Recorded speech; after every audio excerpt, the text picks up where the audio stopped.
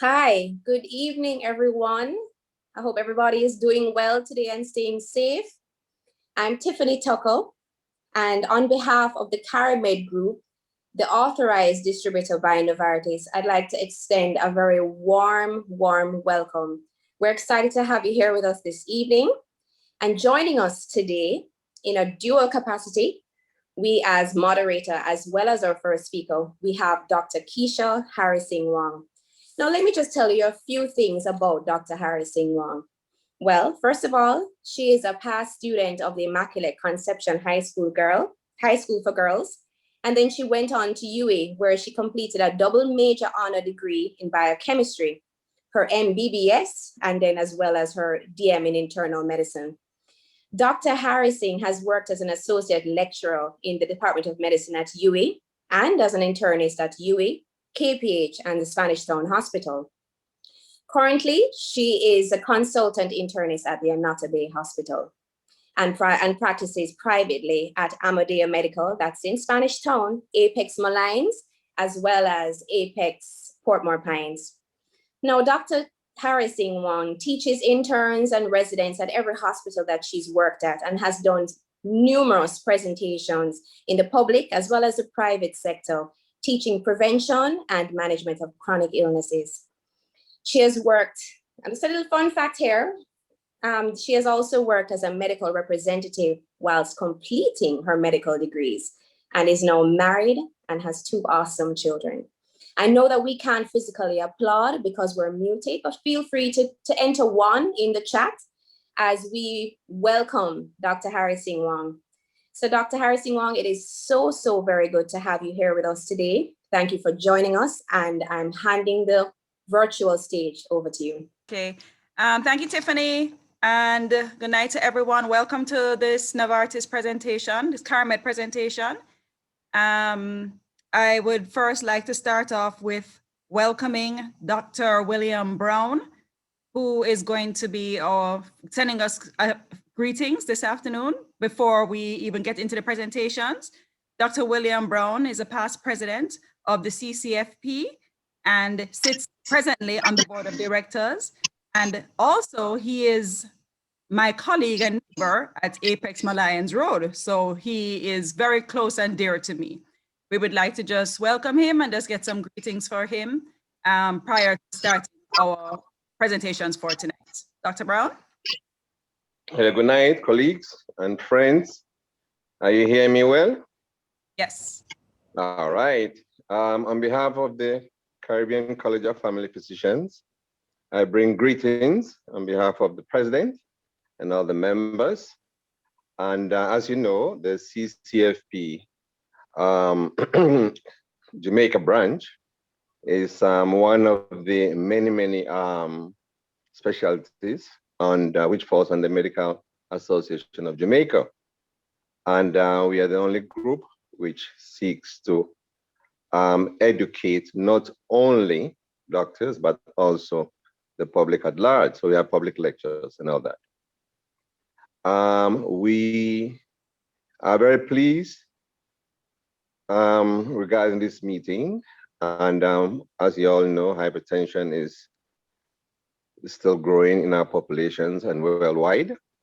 And the more we learn about hypertension, the better for the patients and the better for us all, because some of us are patients too with hypertension.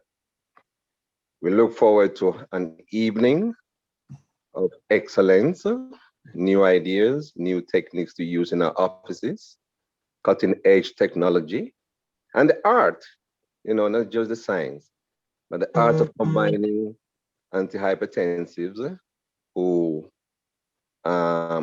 which we use every day in our offices. I thank the organizers of this meeting, and especially Mr. Jackson, Rudolph Jackson, who invited me to bring greetings on behalf of the CCFP. And I look forward to an evening of excellence and knowledge gathering. Welcome to you all. Thank you very much. Okay, thank you very much. That was me being the moderator. Now I'm going to be the presenter. So Let me share my slides. Oh, share screen.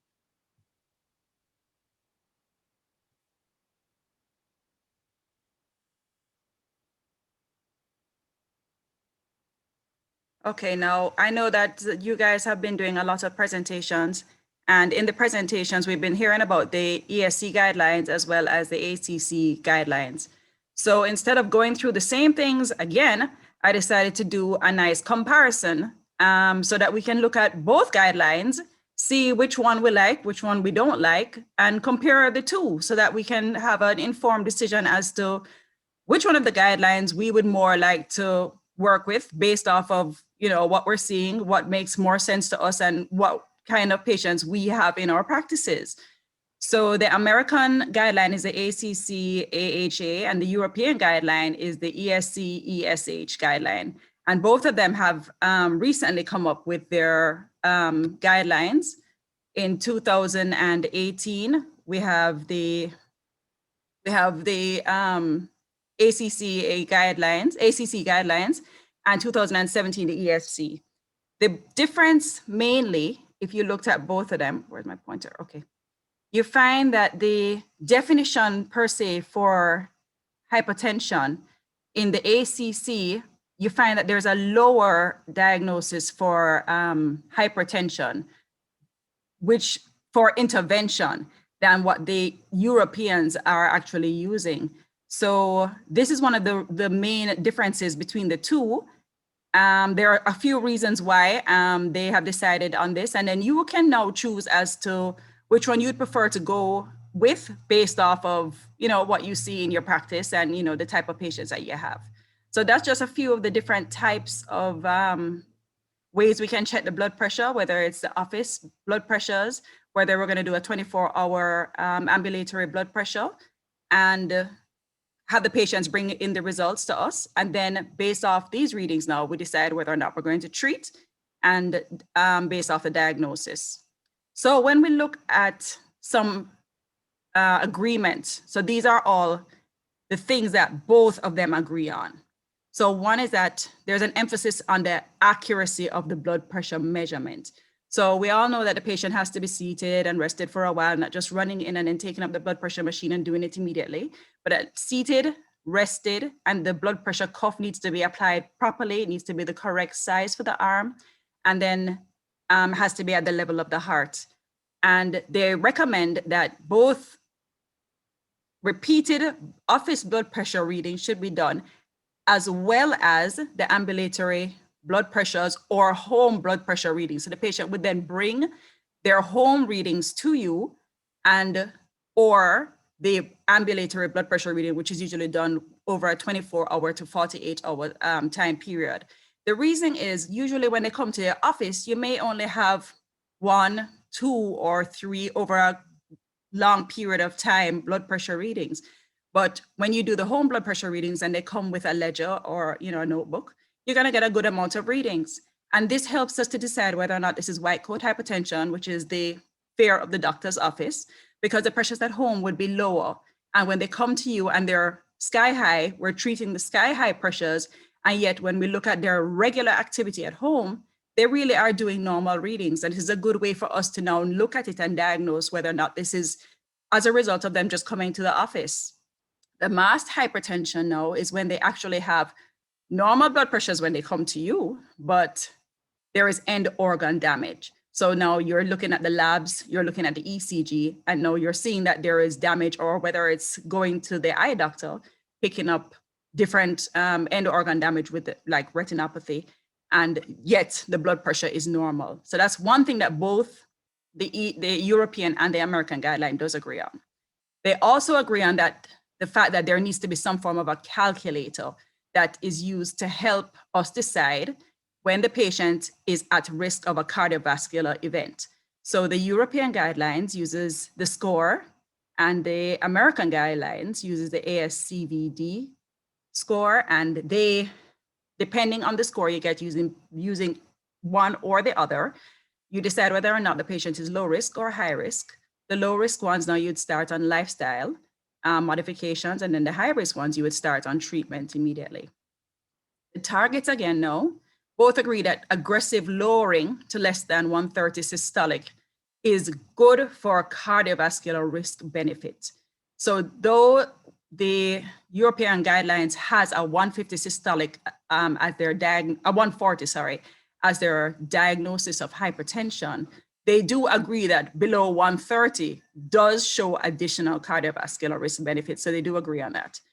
And then for the lifestyle modifications now, both do stress that the importance of weight optimization, the diet, DASH diet, sodium restriction, physical activity. And I like that they put in the fact that physical activity is not just going up and down the stairs at work or going to the kitchen to get the food and come back. And you're saying, oh, I'm not just laying down in the sofa, but it says physical activity with structured exercise programs. So now you can't even cheat and say, you have to actually prove that you actually have a plan. There's a structured plan. And for the alcohol consumption, they had something there about abstinence, but I was just being realistic about it. So I skipped that part and just put the moderation of alcohol consumption and smoking cessation, because we just tried to be realistic. Pharmacological help now, when we are looking at starting patients, they both agree. ACEs or ARBs, please guys, a lot of patients are coming to hospital. We see this all the time on an ACE and an ARB at the same time. They cannot be used together. You choose between your ACE or your ARB, or the calcium channel blocker or your thiazide. So these are the four main groups that you can choose from. And then the beta blockers now, this is a little bit of a iffy area between the two guidelines. And we're gonna go into that in the next slide, which speaks to the differences. But they do agree in the four major groups that these should be used as the starting drugs for anyone who has been diagnosed with hypertension and needs to be started on medication. Combination therapy is something that both of them agree on.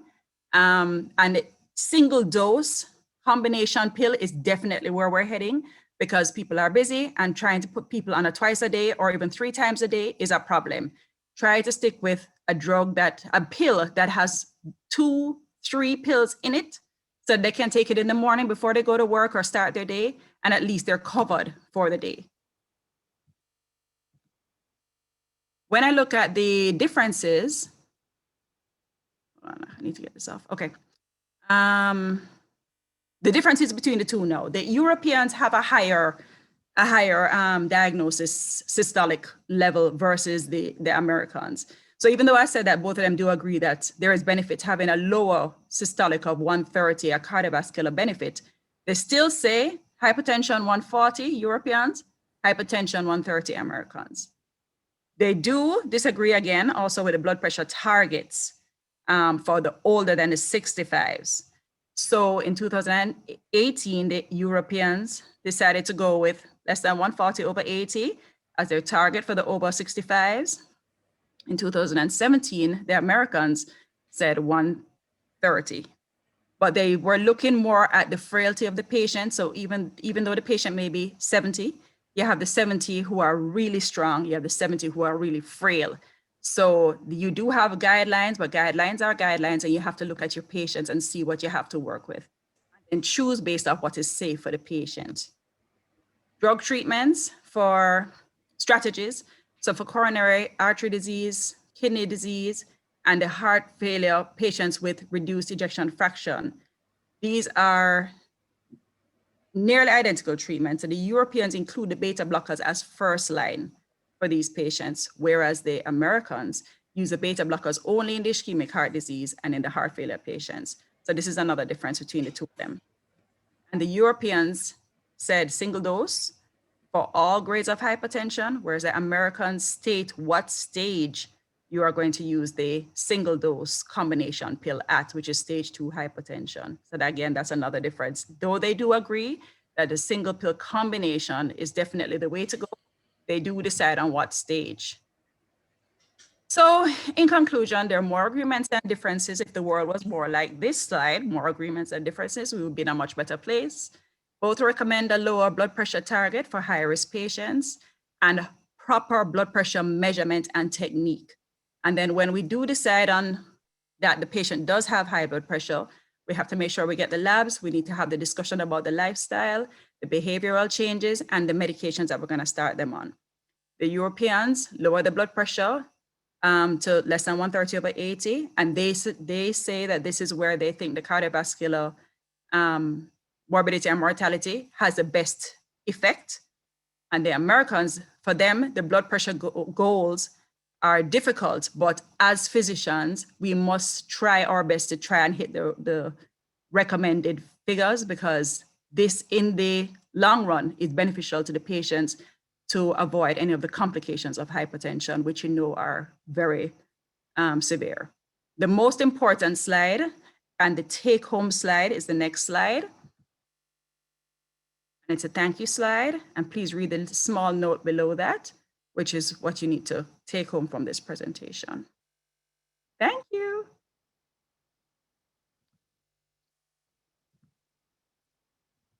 All right, I think now we're supposed to go to Dr. Elliot.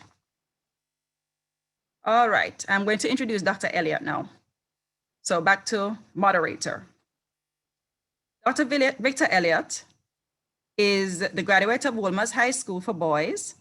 He obtained his initial degree in chemistry and applied chemistry at the University of the West Indies before entering medical school and receiving his MBBS and his DM in internal medicine, and continued to do cardiology at the University of Toronto, where he specialized in interventional cardiology. On his return to Jamaica, Dr. Elliot was the sole interventional cardiologist in the public system from 2006 to 2014. He's currently a cardiologist and interventional cardiologist at the University of the West Indies and at Partners Interventional Center of Jamaica, which is a private interventional center located at the Medical Associates Hospital.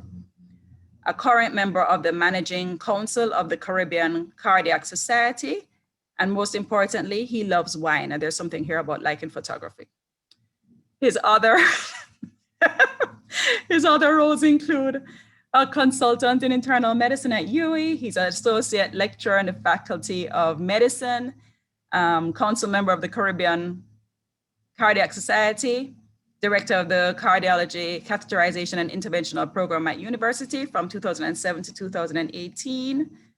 He performed the first primary PCI in Jamaica in 2007 and has performed more than 1,000 coronary interventional cases via the radial route, which you know is a more recent method of doing the PCIs.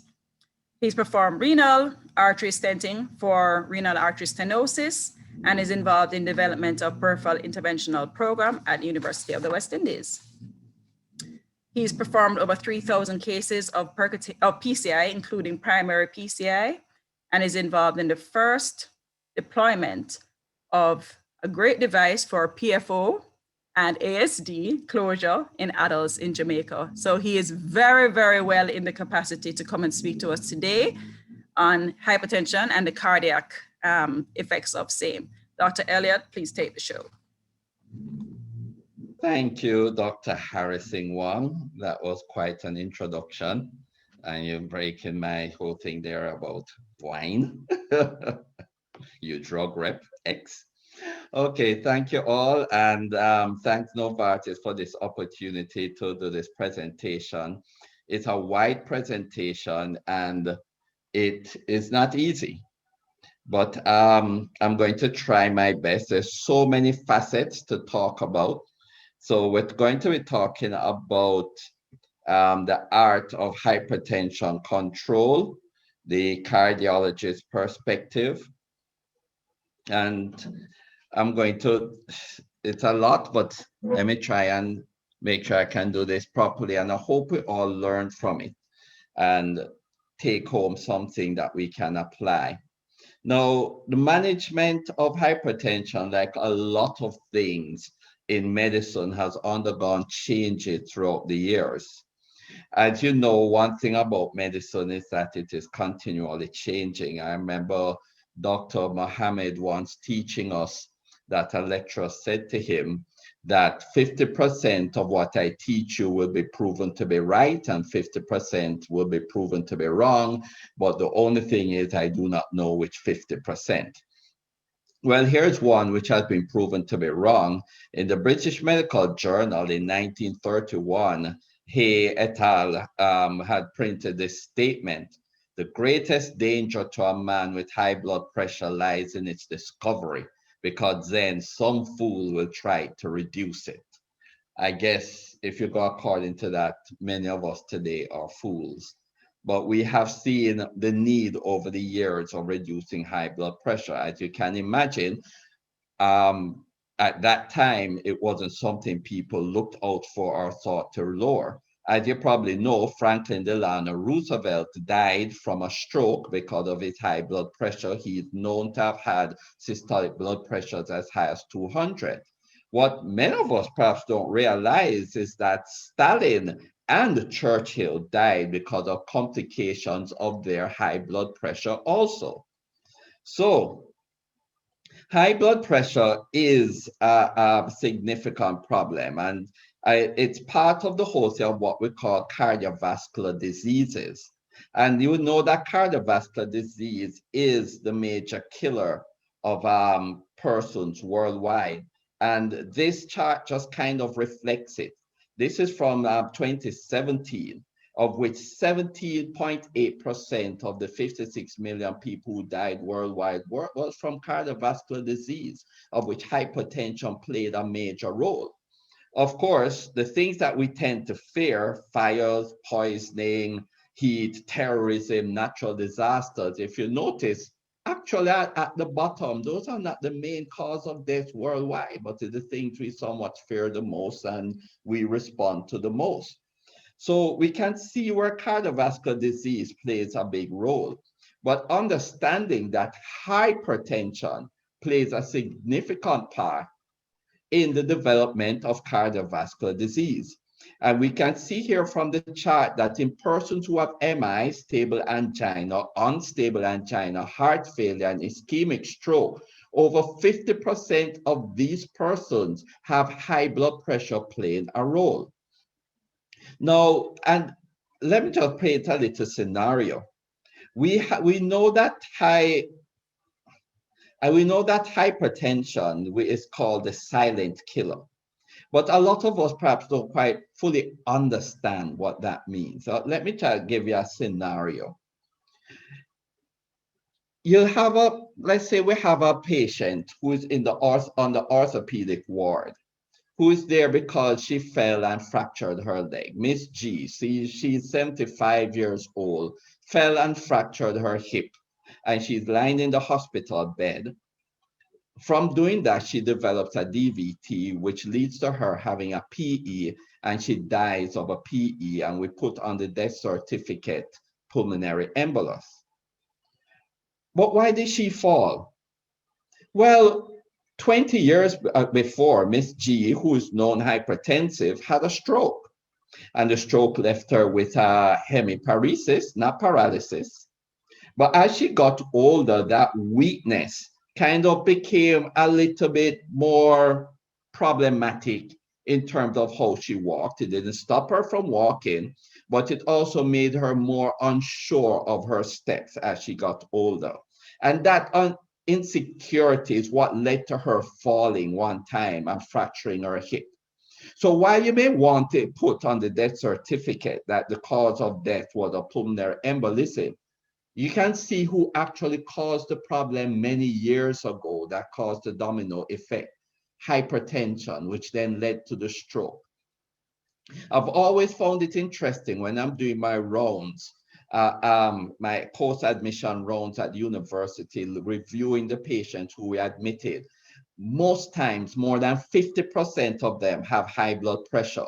And irrespective of the condition they came in with, you can almost see where hypertension led to a domino effect as to why they're coming either with the pneumonia or with the GI bleed or etc.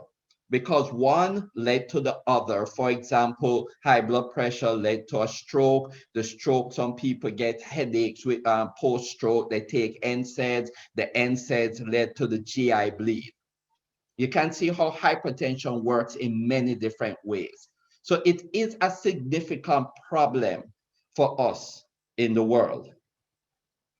Hypertension is not just the blood pressure we have to be concerned about. Unfortunately, many times hypertension walks hand in hand with other risk factors, such as diabetes, hyperlipidemia, obesity. And when you combine these together, you now increase the effect of hypertension on causing mortality. I like to tell people that hypertension and diabetes is like Bonnie and Clyde. Individually, they weren't so bad, but you put the combination and they caused mayhem, that to the point of which even today, over a century over, people are still singing songs about Bonnie and Clyde. And that's hypertension and diabetes. But imagine now, increasing the gang, you bring in dyslipidemia and you bring in obesity, then you have a gang which can cause significant ruckus. And this, again, is what hypertension does. It loves this kind of company. And it actually is believed hypertension can play a role in the development of these other conditions. As a cardiologist, one of the key things that we are concerned about is the effect of hypertension on the heart. And I just want to talk a little bit about this as we go into the whole issue before treatment. So hypertensive heart disease is essentially heart disease caused by chronically elevated high blood pressure. But it also can involve things that it cause left ventricular hypertrophy.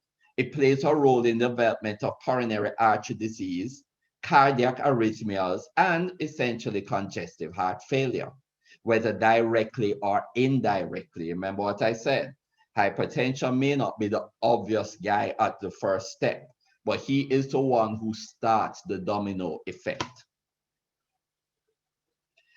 And so what we have found, we know that hypertension basically plays a role in at least 25% of all persons who have heart failure. Remember, heart failure can be caused by ischemic heart disease, valvular congenital, etc. But in a quarter of these, hypertension is playing a role, either causative or making it worse. The older you get is the greater the effect of hypertension on the heart, until you have over 50% of those cases being attributed to hypertension. And if we look even in community-based studies, it's the same thing. And unfortunately, this risk is even higher in women. So hypertension affects the heart in three different aspects. If you think of the heart as a house, you have the structure, you have the plumbing, and you have the electrical wiring. And hypertension affects all three. It causes structural problems by causing left ventricular hypertrophy. And a lot of times you send patients to do an echocardiogram and you notice the LVH within the report, concentric left ventricular hypertrophy. Understand, the development of left ventricular hypertrophy automatically reduces how long that patient is going to live. It increases the mortality. Hypertension affects the vasculature. It can be the epicardial vessels in terms of promoting the development of atherosclerotic disease and hence ischemic heart disease and the stuff of which I'm very much familiar in either dealing with stable or unstable angina MIs. But it also plays a role in the development of arrhythmias, especially atrial fibrillation. Just to go back to the coronary vasculature, I mentioned the epicardial vessels, but also the microvasculatures.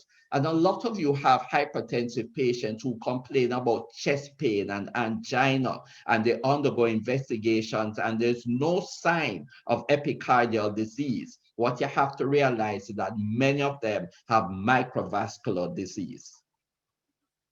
So I mentioned all of this to tell you that it then leads to what can be either systolic or diastolic dysfunction of the heart.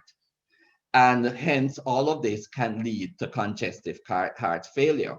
Here's a nice picture, obviously, of a pathological specimen of a patient with left ventricular hypertrophy, concentric left ventricular hypertrophy. So there's a right ventricle on your left and the left ventricle on the right.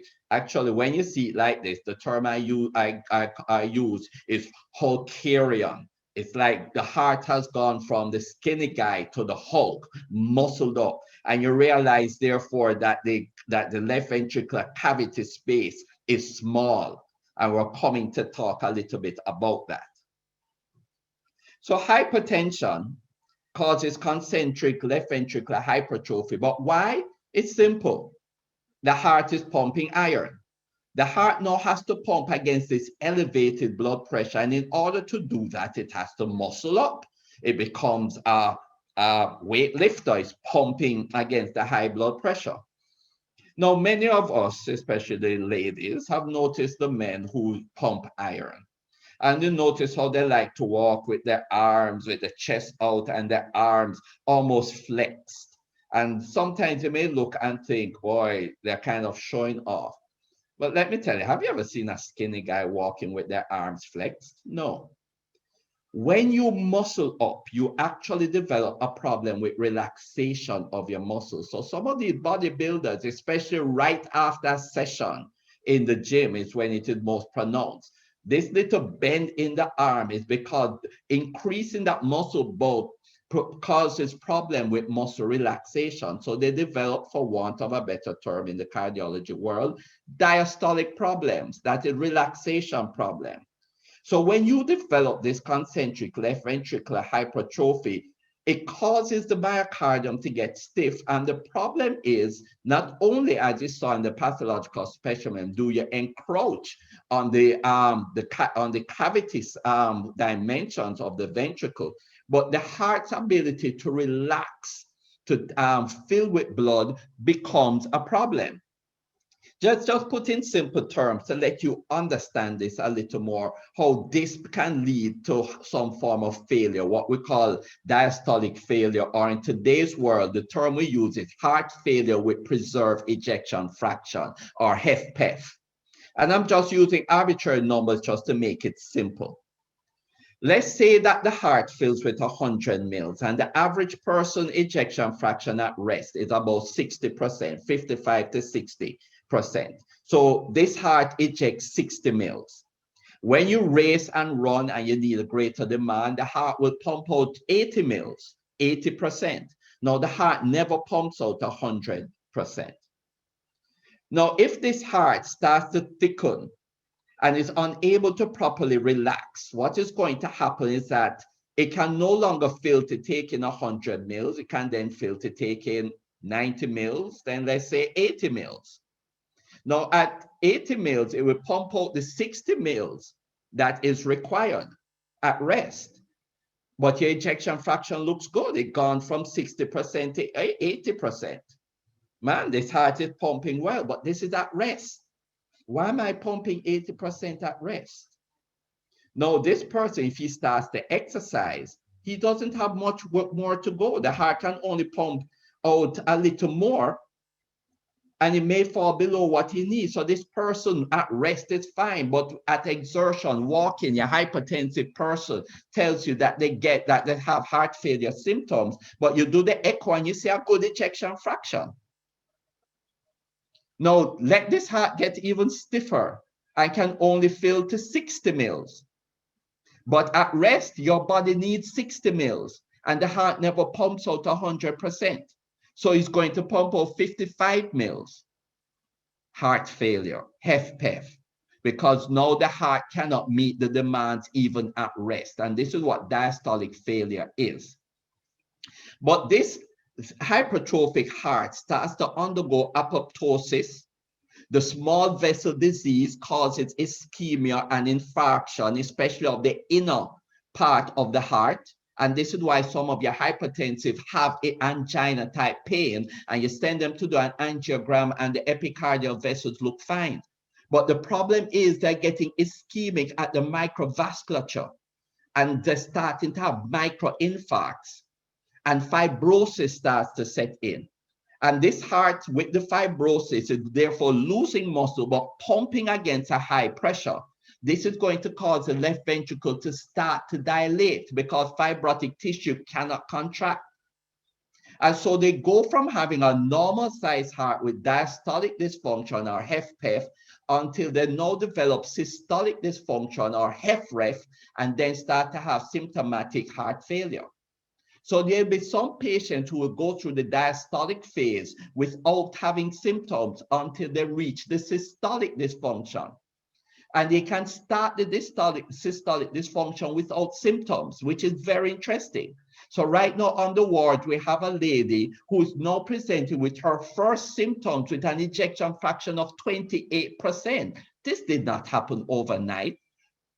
She was known to have high blood pressure, not taking her medication, not controlling it, and now presenting with symptomatic HFrEF after going through this process. So hypertensive heart disease is a big issue.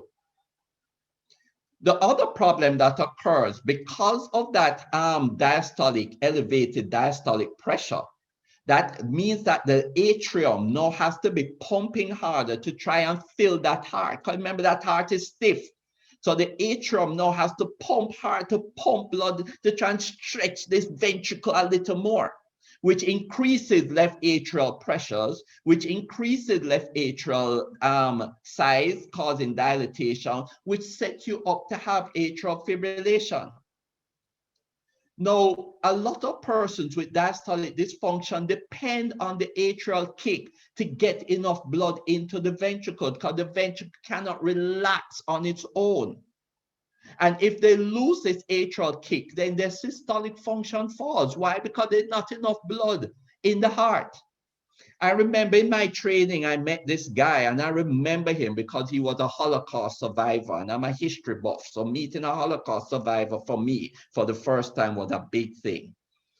But he, about twice a year, he goes into atrial fib. He has paroxysmal atrial fib. And in this episode, he's out eating with some friends, way pre-COVID when you could gather with friends and eat freely. And he started to feel faintish, but because of experience, he knew what was about to happen. And he told the friend, please call the ambulance now. And they have a great ambulance service there. And that happened before he passed out. Why did he pass out? Because of his diastolic dysfunction, he's dependent on the atrial contraction. And then he went into one of his paroxysmal atrial fib. So he loses that atrial kick, which means the left ventricle fills less, his cardiac output falls, perfusion to the brain is less, he passed out. So he comes to the emergency unit, he has woken up, but he's almost in a shock state. His pressures are low. We cardiovert him electrically, and his pressures improve automatically. Why? We restore the atrial kick. But as I mentioned, they have other effects. I mentioned about the ischemic. Increase your pro-BNP, which is a sign of decreased systolic function. You can have worsening of valvular disease, especially aortic regurgitation. From you start to develop ventricular dilatation and dysfunction, you're now more prone, not just to atrial fibrillation, but ventricular tachyarrhythmias, and hence sudden cardiac death. I really should have put that slide in because a lot of people don't realize sudden cardiac death kills more people than stroke and infections worldwide. We focus, but again, it's not one of those topics. And what do we mean by sudden cardiac death? It means that person who is well, who is fine or seems fine, and then suddenly just collapses and dies because the heart goes into a ventricular tachyarrhythmia. And we have coronary reports of this. The man found slumped over in the car on the side of Mandela or in the plaza or something like that. They just died. And hypertension is a trigger for this. Hence, for me as a cardiologist, hypertension is something which has to be treated. It plays a big role in cardiovascular disease, which is the biggest killer of persons worldwide. So you realize if I can control my blood pressure, I'm removing a big time killer. So the European guidelines, one of the things that they say is that the aim of reducing high blood pressure is the mortality reduction, not just looking on numbers. Our aim is to reduce mortality. And we do know that if we reduce blood pressure, we can reduce the risk of stroke, coronary heart disease, heart failure, and cardiovascular death, which, as you see here, with the different percentages of between 13 and 80% with reduction that occurs. So this is what we should be aiming for. Now, Harrison talked about the European and the American guidelines, but I'm going to take a little detour and talk and bring out some things from the Canadians. But why? Because Canada has the world's highest reported national blood pressure control rate. In short, they're doing it better than everybody else in the world.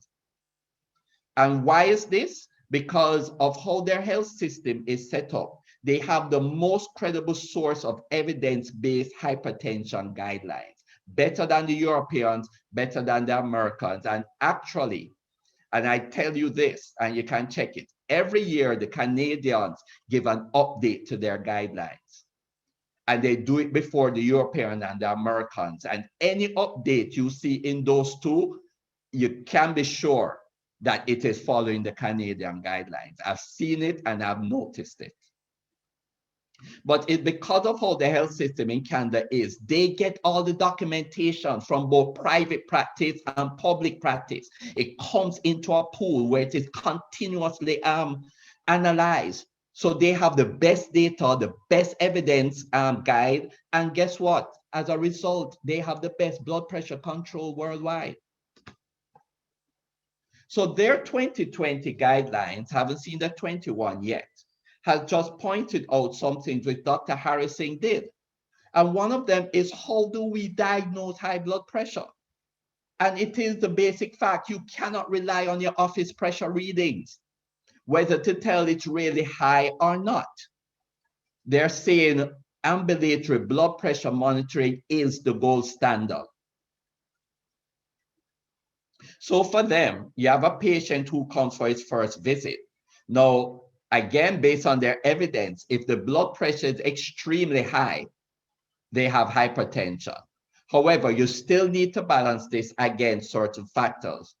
For example, the patient just tells you that, boy, my father died 2 days ago, or something like that. You know, there are different stressors there, which could be contributing.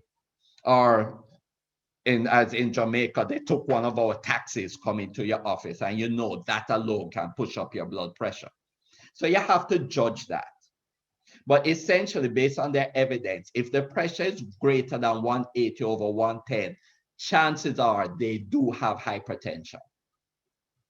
However, they do say that if your office blood pressure reading is not so high, you need to therefore go and do some form of ambulatory blood pressure monitoring.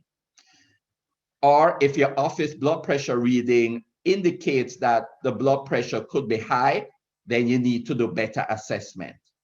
If it doesn't, then you don't have hypertension. So they rely a lot on out-of-office assessment, both the ambulatory blood pressure or the home monitoring. And as Dr. Harrison pointed out, where the home monitoring is, you have to instruct your patient how to do it properly. But the ambulatory blood pressure monitoring is really the best way. And they have, and again, they have instructed this because they have the evidence for it. They have done the studies. And one of the things which they have, because of time, I'm just going to go quickly over this, but the out-of-office measurement identifies the person who has had white coat hypertension and worse, the masked hypertension. Now, the masked hypertension are the persons whose blood pressures are normal in your office, but they're high outside of your office. Ambulatory blood pressure monitoring is better predictive in terms of mortality and incidence, and hence it is why you should be doing it. But short of that, the home blood pressure monitoring, if done properly, is definitely better than your office blood pressure monitoring. So a lot of my patients, because especially not many places do the ambulatory blood pressure monitoring, we do it at partners, but not everybody, especially from the rural area, can come in to do a 24-hour, because it means coming in to put it on and coming in the next day to take it off. If you live in the rural areas, that's difficult. So you really have to encourage these patients, get your machine, take your pressures. And as I emphasize with what Dr. Harrison said, is teaching them to rest before doing it. They do 3 or more readings, ignore the first reading, and you take an average of the others. But each reading has to be at least 1 to 5 minutes apart. So you not do it once and then automatically go and do it again. You have to give a break in between. Now, here's a thing which you may not realize. They actually advocate automated machines more than you auscultating to do the blood pressure reading. Surprise. But why is this so? Haven't we always heard that the manometer, especially the mercury one, is the more accurate, and doing it by the ears is the most accurate? Technically, yes. But they discovered a problem. You see, Dr. Harrison in her young years, she used to go out and party.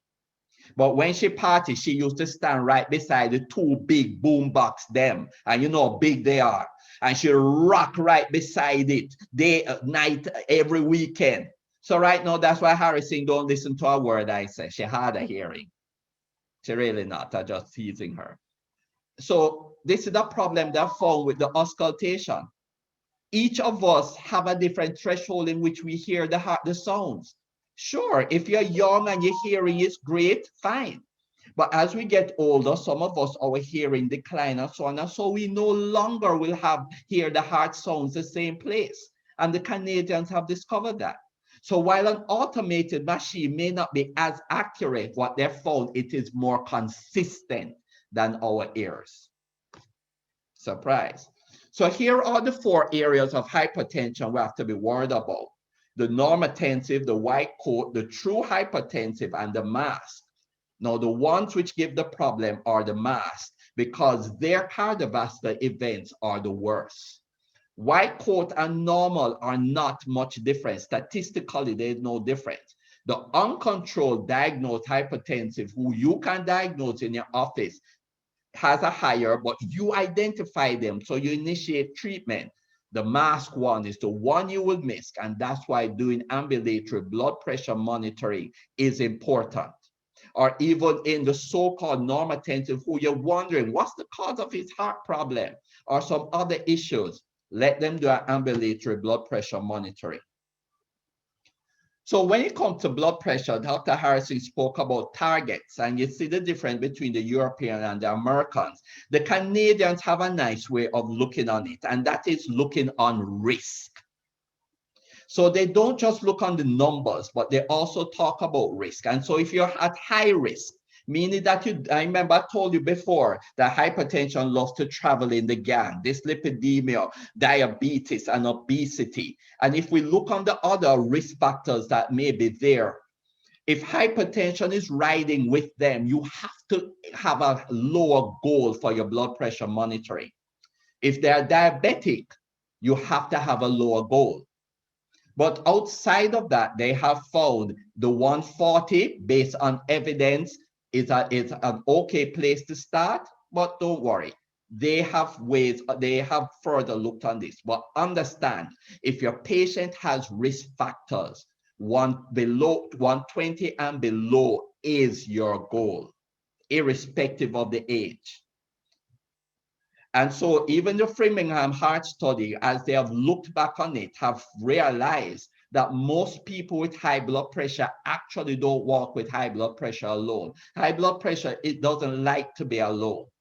So if just briefly looking, you see 3 groups, A, B, and C. B and C are risk factors, but C have more risk factors than A. And you see the percentage of people with normal stage 1 and stage 2 who just have high blood pressure alone, low. But once you start to add risk factors, you're in double digits in terms of persons with hypertension and other risk factors. I was going to go through this in some ways, but just the time is going faster than I'm even speaking. But see here, when it comes to the global burden of disease, it was in 2010, hypertension was the #1 problem. And you notice that its main issue is cardiovascular and circulatory. Tobacco was second then, and other things. But I want you to notice something. Look on number 4, diets low in fruits. It's a global burden of disease. And notice the major thing it causes. If you're not eating enough fruits, cardiovascular and circulatory problem. But look below that as you come down. Diets high in sodium. What's the main problem? Cardiovascular. Diets low in nuts and seeds. If you're not having your nuts, you're introducing cardiovascular risk factors, which is a bigger global burden than even iron deficiency, even higher than high total cholesterol. Now notice that low in whole grain. What's the main problem it causes? Cardiovascular. Diet low in vegetable, cardiovascular. Diet low in omega-3, cardiovascular. So if you're to add all these dietary aspects, you realize that dietary issues are a big cardiovascular problem. And that is why in treating hypertension, a key part of treating the hypertension of the heart is lifestyle changes. Monitoring of keeping your alcohol content low, stop the smoking, losing the weight, getting the exercise, and eating right, which means fruits, nuts, vegetable, low sodium. Because all of those are contributing to the global burden. Surprise, surprise. So controlling blood pressure based on all this, you realize, is without doubt one of the most cost-effective way of reducing mortality. And so there are different ways of doing this, but this again, this is fully coming out of the American, but the Canadians reflect this. If your blood pressure is below 120, of course, you're going to promote lifestyle. And you continue to reassess your patient and check their blood pressure. If it's between 120 and 129, which they call elevated blood pressure, you don't need to start pharmacological therapy. Lifestyle changes and you reassess them not in a year, 3 to 6 months. If they have a blood pressure of 130 to 139, you then assess their risk factors. Is hypertension riding with the gang, or is he the lone wolf McCain?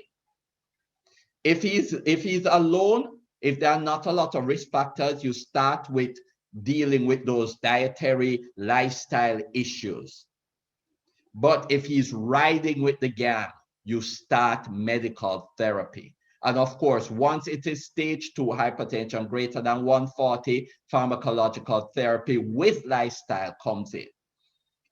And you will actually find a similarity of this across the board, no matter which one of the guidelines. So irrespective of where they actually call high blood pressure, you will find they also focus on risk factors. And guess who came up with this first? The Canadians. They also analyzed the SPRINT trial, which you have heard so much about, but the emphasis I want to make on this is that people worry about age. But the SPRINT trial showed keeping that pressure 120 and below, no matter how old you are, you benefit from it. But the guidelines do point out that yes, there are some people who can't tolerate 120. There's some 80-year-olds who get dizzy at 120. So you have to accept a higher blood pressure. And that is just life. But you therefore try and get their blood pressures to as low as they can tolerate, because below the 120 reduces their risk of mainly a stroke. And a person who's 70, 80, and 90 will not tolerate a stroke the way a 20 or 30-year-old will.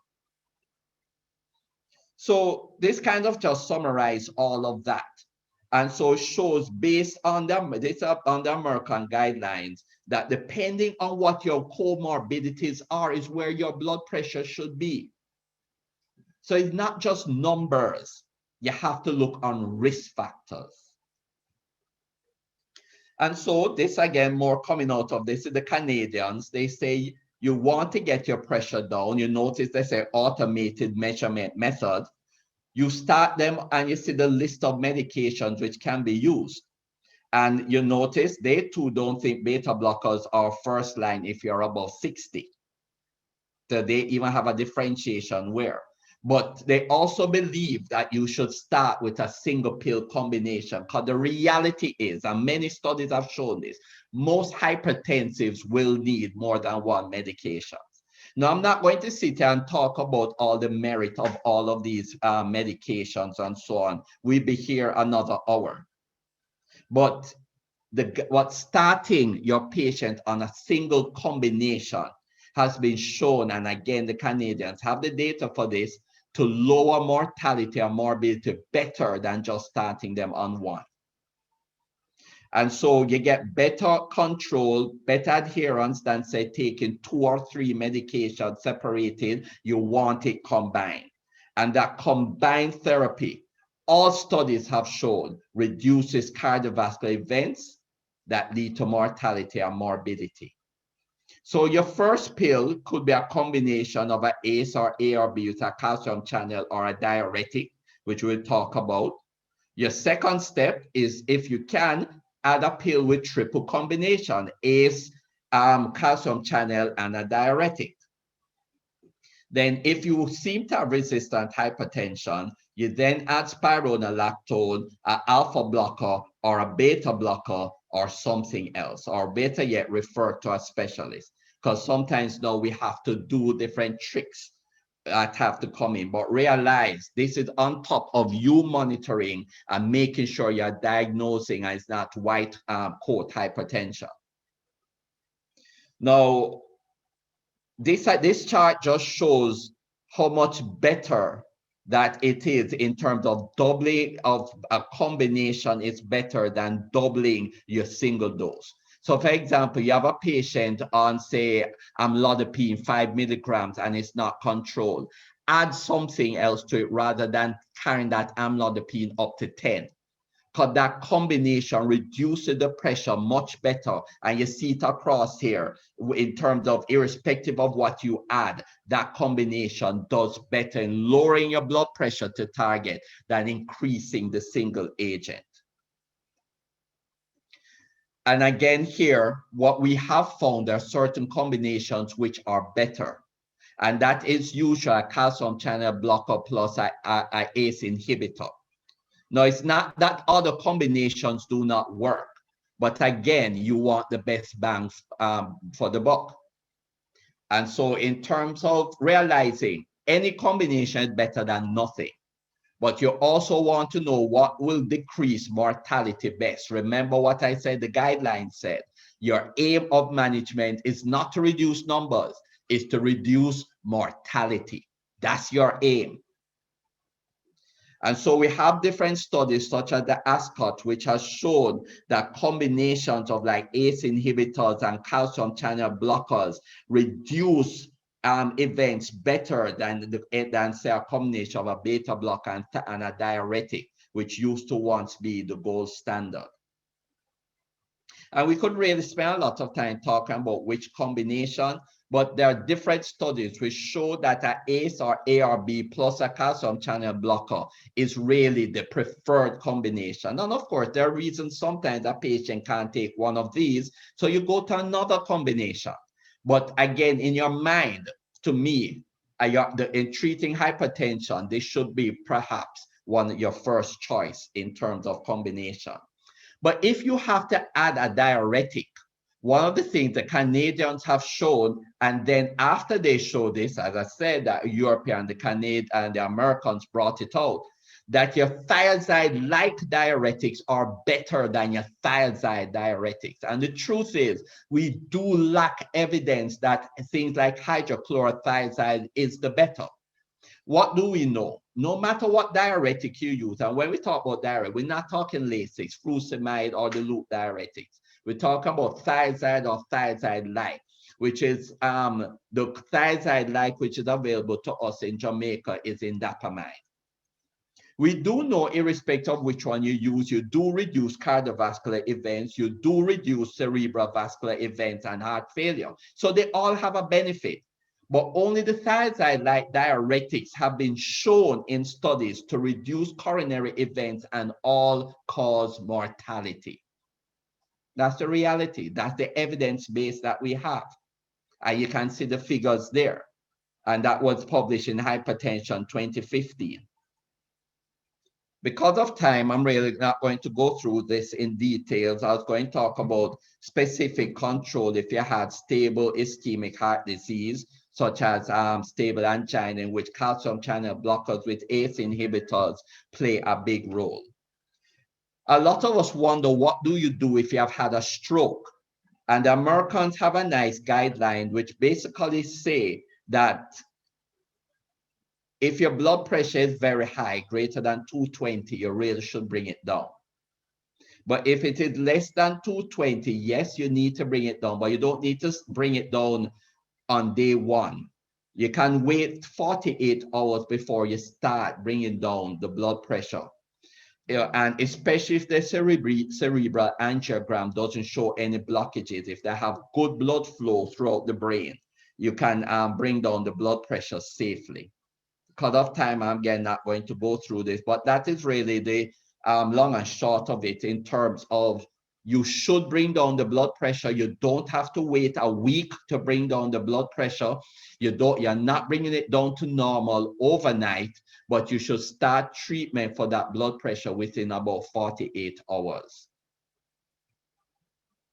And I just wanted to introduce also, they didn't ask me this, but we do know that the Valsartan sacubitril treatment for heart failure does have an effect on blood pressure. And there's a lot of evidence coming out now that its effect on decreasing mortality in heart failure it's going to play a long role in decreasing arrhythmias and even the effect of stroke because of how they work as an antihypertensive in decreasing other cardiovascular events. There's a lot of cellular changes which take place and anti-remodeling changes which have been shown.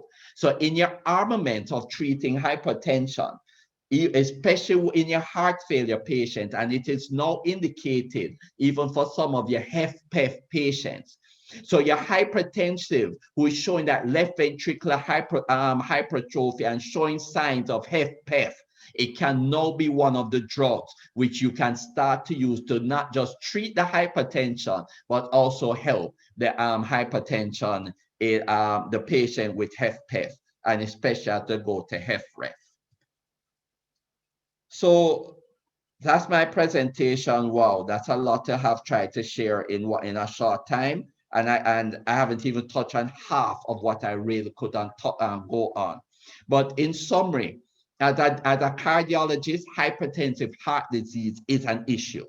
Not just the LVH, but it can lead to ischemic, whether it is macrovascular or microvascular. It leads to HFpEF, HFrEF, arrhythmias, atrial fib, ventricular tachyarrhythmias, and sudden cardiac death.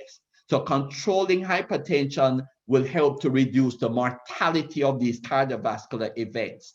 And reducing it is not just pharmacological, but lifestyle, getting those exercise and diet, vegetable, fruits, nuts in. And in choosing your pharmacological agent, look on your pressure, look on the risk factors. The more risk factors is the lower you want that pressure in terms of the 120 or when you start therapy. And if you're starting, start with a combination. But first, make sure you diagnose that blood pressure properly by doing an ambulatory 24-hour blood pressure monitoring or teaching your patient, get a machine and showing them how to do home blood pressure monitoring and come to you with the results. That encourages them also to make sure they take their medication because they want to come in with good results to show you. Thank you very much. Okay, thank you, Dr. Elliot, for a very, very extensive presentation, and you had so much more to say. Exciting stuff. So, a few things about the presentation. One, I did say to Dr. Elliot that I was going to do a quick overview. What would you like me to speak about? And he said, oh, Kisha, speak about the European and the American guideline, or choose one of them. I said, okay. What does he speak about? The Canadian guideline. And then go figure. Oh boy, that's one. Two, I'm still young, just saying. If it wasn't for the wholeness, I'd still be partying. What? 3, In Dr. Elliot's presentation, he spoke about eating grapes as a good way of us staying healthy and well. Please all remember that grapes make wine. So moderation, but you must have it because Dr. Elliot said so and it was in the table. And that's the next thing. And lastly, if any of you are on social media and see what's presently happening with our Jamaica Constabulary Force, please remember that Dr. Elliot said that we should eat our nuts and not ice cream. For those of you who know what I'm talking about, let's just keep it moving. So we have gone a little over time. We might have to cancel everything after that one. We're gonna let Dr. Elliot start answering some of the questions in the chat, in the Q&A section, while we show a video from Novartis. That's about a Valsartan hypertension video. That's about 2 minutes, and then we're gonna go straight into Dr. Hctz' presentation. So we're gonna watch the video now. Hi, allow me to re-familiarize you with the Valsartan family. Diavon is the foundation of Novartis's flagship antihypertensive line. The family includes Diavon, Codiavon, Exforge, and Exforge Hcts. Not only is Diavon the most studied ARB portfolio in randomized controlled trials and real-world studies, it is also the only ARB to have both indications for post-MI, heart failure, and provides proven protection over the full cardiovascular continuum. With Diavon and Diavon-based therapies such as Exforge and Exforge HCT, physicians are able to provide patients with control that they can count on. 9 out of 10 patients will achieve blood pressure control, and this is done irrespective of hypertension severity and patient type. Finally, powerful and persistent blood pressure reductions that last throughout the day. True 24-hour coverage with a single dose. Exforge and Exforge HCT deliver powerful blood pressure reductions for patients with a fixed dose, single pill combination or SPC. These SPCs not only simplify treatment regimens but also increase compliance and persistence by up to 29%. Based on the ESC, ESH 2013 and 2018 guidelines, single pill combinations provide certain advantages. 1. A prompt patient response. 2. More patients are likely to achieve their blood pressure goal. 3. Reduction in blood pressure as well as cardiovascular morbidity and mortality in patients with moderate to severe cardiovascular risk. And finally, a lower dropout rate in comparison to patients who are treated with monotherapies. This is attributed to pharmacological synergies among specific drug classes that result in overall better blood pressure control and fewer adverse events. Speaking of adverse events, Exforge and Exforge HCT have a well-established safety and tolerability profile. Tried and tested tolerability in randomized controlled trials and real-world studies from across the globe. We all know that cost can contribute to your decision as to which of the numerous options you have to treat a hypertensive patient, but also take into consideration certain differences between a generic option and the innovator brand in terms of efficacy, safety, and adherence. You may be wondering, are these medications covered by the National Health Fund? Yes, they all are. And let's go even further. Most Diavon and Codiavon presentations are on the VEN list and available free of cost to your patients from any DrugServe location island-wide. With 18 different options to choose from, there's a greater than probable chance you'll find something that will get your patient's blood pressure totally under control. Okay, we're back. So now we go to Dr. Hctz. Dr. Hctz asked me to make his introduction 2 sentences. Dr. Hctz sent me a CV that is 50 pages long. So this is very much impossible. Just to say that Dr. Hctz is an amazing physician and I have made it quite concise, but there are a few things that I need to say about Dr. Hctz. So let's get to it. Dr. Hctz studied at Long Island University and then came to University of the West Indies, where he did his MBBS. He then went on to train nephrology at Nephrology Queen Elizabeth Hospital, became a member of the Royal College of Physicians in February 1994. He became a fellow of the Royal College of Physicians in 2005 and a fellow of the American College of Physicians in 2010. He is a consultant physician and nephrologist at Cornwall Regional Hospital and head of the internal medicine department. He is an associate lecturer at the University of the West Indies and a medical director of the Rafa Dialysis Center in Montego Bay.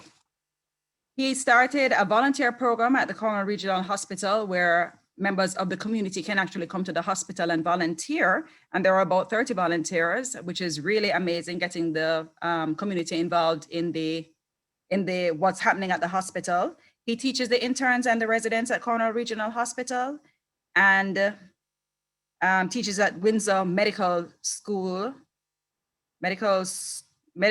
students at Cornwall Regional Hospital. His hope is that he would want to contribute further to the development of general medicine and renal services in the Caribbean and would like to improve the quality and standard of care of these services in Western Jamaica, ensuring that these services are comparable to those found in the developed countries. And that's what we want for all of Jamaica. So with no further ado, and most importantly, he is born one day after me and only just a few years more than me, yes.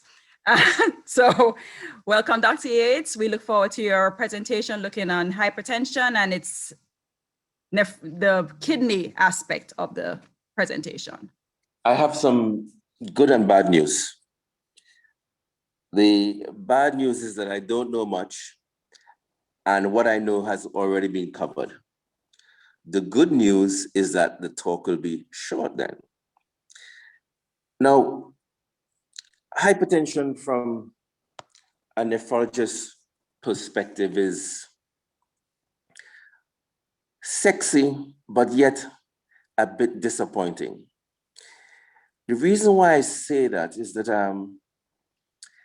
we haven't done much in our field for the last 20, 25 years, except for the last 2 years, where we have made some interesting and good inroads. So we'll speak about that at the end of the talk.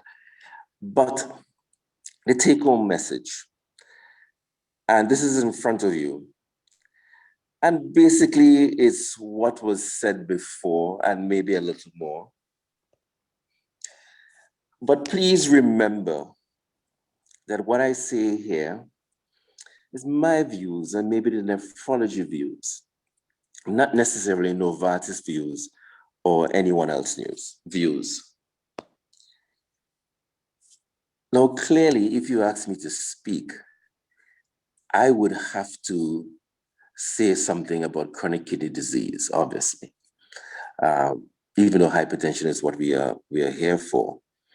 But one must always remember that we have decided to adopt the American way of staging chronic kidney diseases in terms of 5 stages. And why have I brought this slide forward? This slide is to try to persuade you to, when you're communicating with your patients, for them to understand the level of their function, you could easily convert that estimated GFR into a percentage function. So your patients could understand a bit easier the idea of a percentage function of their kidney as opposed to just a standalone number. And that estimated GFR does coincide with that function and that percentage function that we speak about. So that's just for you to take home with you. Why are we doing this? Why did I consent to come and speak about hypertension from a nephrology aspect? And the reason is that Soyibo et al. Has told us clearly that hypertension and diabetes are two of the most common cause of chronic kidney disease in Jamaica, and in fact in the Caribbean. In Jamaica, hypertension seems to be more. In Trinidad and Tobago and in the rest of the world, diabetes tend to be a more common cause. And in Barbados, it looks like the Jamaican picture.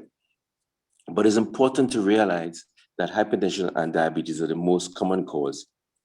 Overall, diabetes is the most common cause in the whole world, but there are pockets within the world where hypertension seems to be the most common cause. So hence the reason why one thinks it's necessary.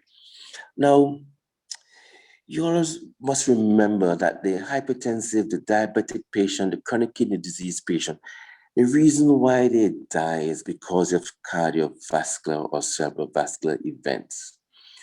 So when we approach the patient, as our previous speakers said, one must remember that we need to reduce the risk of having these cardiovascular events. And hypertension, yes, is one of the factors, but there are other things that we could look at. All right, why I'm here. Hypertension. It is a significant cause of morbidity and mortality. It is clear. But you must always remember that there's no natural divine cutoff point. In truth and fact, we're still learning about the disease.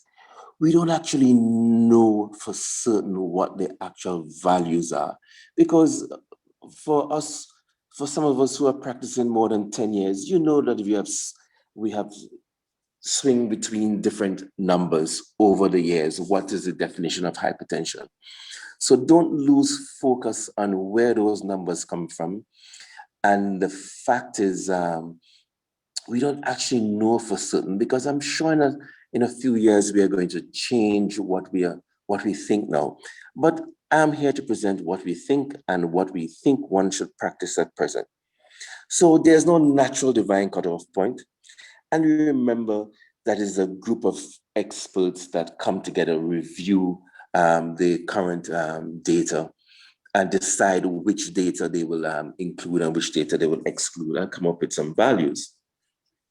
But you must know our local picture. And this is another reason why I consented to come. So Wilkes et al. Over the years have done some serious, important work that define or describe the burden of the chronic diseases in the Jamaican population. And I don't think that there's any other region that does it as well as Wilkes et al. And if you notice here, let's just focus on hypertension, but there's a lot of information here, but let's just focus on hypertension. You notice that with the last survey, lifestyle survey, they're using the JNC7 guideline. Notice that 31.5% of our adult population are hypertensive. And you notice that it's going up. When they first did it in 2001, it was 20.9, 2008 is 25.2, now it's 31.5. Interesting stuff. Even though we're learning more, we're still not able to get on top of it or prevent it. Now, why am I showing you this? The Ministry of Health and Wellness have decided that we will still use the JNC7 guidelines as our definition and our approach to the diagnosis and management of hypertension. The ministry does recognize that there are new guidelines, but still feel that this JNC7 is played a pivotal role in our understanding and our management of hypertension. And just like our other colleagues pointed out, yes, there are various groups that have different ways and different definitions and descriptions, but that is all good, and yes, we respect that. But I would like you to just understand, and I know you do, because Dr. Elliot and our chairperson already spent some time, but I want you to look at this closely. If you notice, the JNC7 divided the abnormal hypertension or the hypertensive person or the blood pressure monitoring aspect of someone into normal, pre-hypertension, stage 1 and stage 2. And the ACC and the American Heart Association, they in 2017 brought out a new way of looking at things, reviewing their evidence, and the expert panel thought that, look, yes, all of this makes sense. But we think that one has to bring lower stage 1 hypertension. So if you notice, and I'm hoping that it's clear, and I'm sure it's clear because it was discussed before, you notice that their stage 1 hypertension is part of the pre-hypertension of JNC7. Yes, that's cool, just for you to see that. And remember, as our previous colleague said, how you do the readings and when you do the readings, that's all there, right? And what is the rationale? It's clear that from the 2017 folks, that if you have to admit that the reason why you're doing this is to reduce morbidity and mortality, then your focus must be on actions that reduce morbidity and mortality, clearly. So that is what you're looking at. So just as what Dr. Elliot was saying, you're not looking at your real blood pressure readings. You're looking to make sure that less people are dying and less people are having MIs, less people are having strokes, and less people are having renal failure. That's what you're looking for. So you're looking at evidence and what you think should be the right time to intervene. And yes, this was clearly explained before. You have to be very careful on how you're making the diagnosis. And these are the ways that was discussed in detail. But if you could speed read, you could see the whole concept of ambulatory and home monitoring. And if you don't have access to ambulatory, home monitoring is good enough. So don't be worried. Let them measure the blood pressure at home. Now, just as we said, you really want to reduce your CVD risk, and you know that you'll need to use lifestyle, and you know what lifestyle means. And we could highlight that a little further, but you know what that means. But also, when are you going to treat and what target?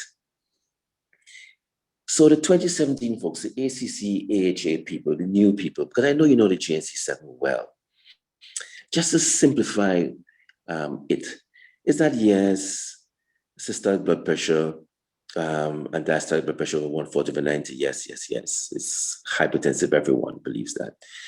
But you have to recognize that there are a group of people with a lower blood pressure who are at increased risk, and we will make it easy for you. We'll make it easy for you. Who are these people with the increased risk? Easy. People with a history of cardiovascular disease, people with a 10-year predicted ASCVD risk score, and this is something you download. It's a beautiful thing.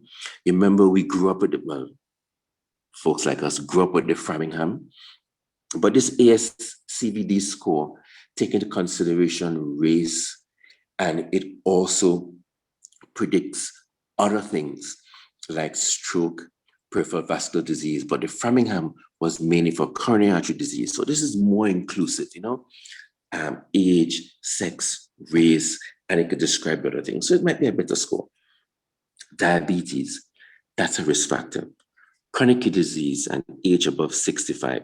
So easily, so the people who have a systolic blood pressure of 130 to 139 over 80 to 89, who have these risk factors, these are the people that you will consider starting on a blood pressure medication. Of course, everybody starts with lifestyle changes, clearly, right? But these are the people who you will, because you notice that these people are at significantly increased risk of having a bad outcome. All right.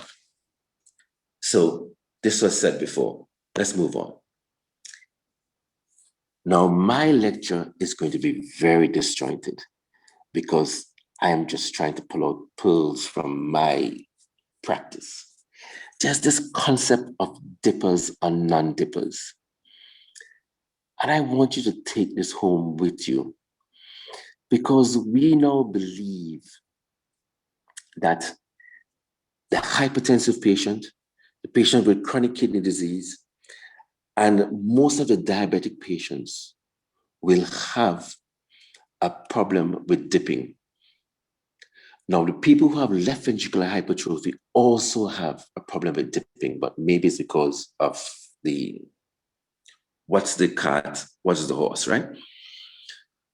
But we have noticed, well, they have noticed, that there's an association between poor outcomes and you not dipping in the night or early morning. This is interesting, sexy stuff.